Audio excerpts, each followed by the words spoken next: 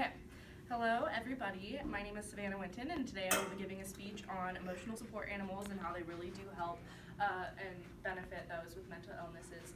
Today we will be specifically talking about anxiety and depression and how mostly dogs, but also emotional support animals in general, can help combat some mental illnesses. So the first thing that we need to cover is mental illness in general. The hardest thing about a mental and emotional illness is when they go unseen. Those with mental illnesses often belittle their illness, assuming that everyone around them is going through the same thing or everyone around them feels the same way that they do. The most important thing you can do as an individual to acknowledge these illnesses is to be more open and communicative about them. You see, the more communicative you are about them, the easier it becomes to seek help and get the help that you need. Now, the World Health Organization, WHO, did a study and saying that 1 in 4 people in the world will struggle from a mental health or emotional illness. Now, nearly 2/3 of those people never seek medical attention or medical help for their illness. So that is what emotional support animals are for. Animals, they're natural caretakers. So the natural instinct for an animal is to care for their young, and this dates back to prehistoric times, when animals would protect and defend others of their own species, or they might even choose to adopt others that aren't of their species and attempt to, raise them and care for them as their own. Now, since being domesticated throughout the years, animals can be trained to read human signs of attacks such as anxiety attacks, panic attacks, self-harm episodes. We can even have depressive episodes. There's so many things that animals can be trained to do that will help. Now, Susan Lily Grace, she's an RN. She's also the founder of the National Institute for Diabetic Alert Dogs, and she's also nationally recognized as a service dog trainer and consultant.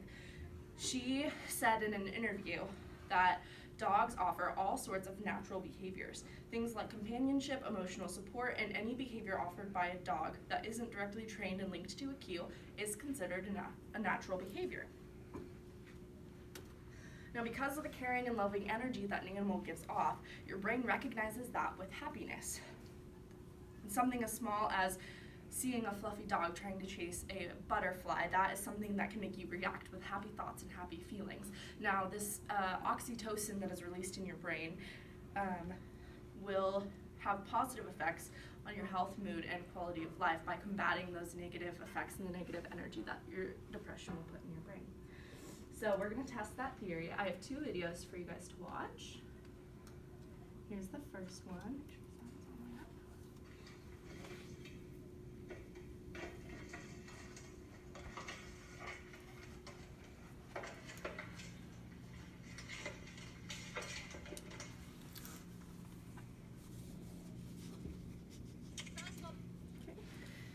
And here is the next one. This one makes me laugh really hard.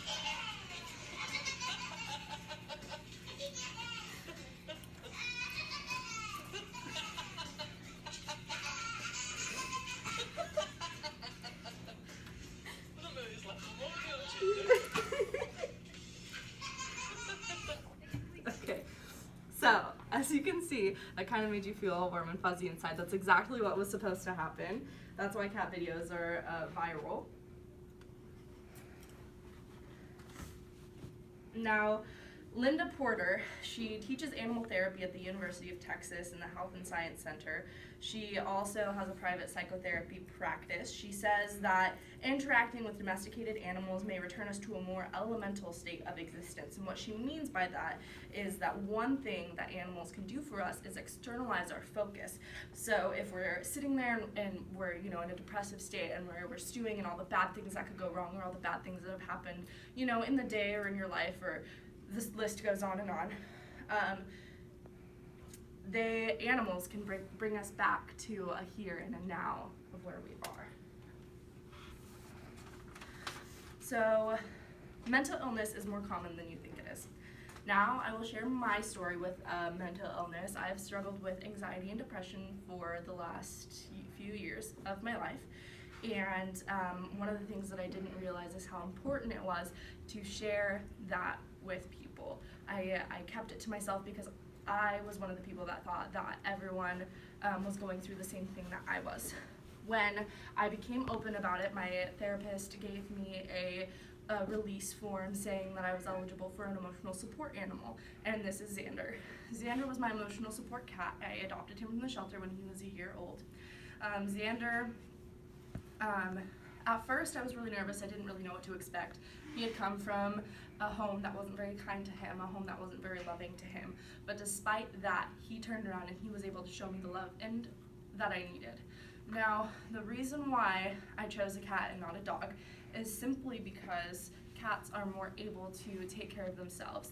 They know when it's time to go to the bathroom, they know when it's time to eat, they know when it's time to drink water, whereas dogs, you have to walk them, you have to bathe them. Cats are just easier, and it's helped me realize that it's okay to focus on something else and have something else that gives me purpose. So, in conclusion, the most important thing you can do about mental illness and about emotional support animals is spread the word. Make everyone aware that it is okay to feel what you're feeling, and let everyone know that depression is not an alone game. You need to reach out and seek help if that's what you're going through.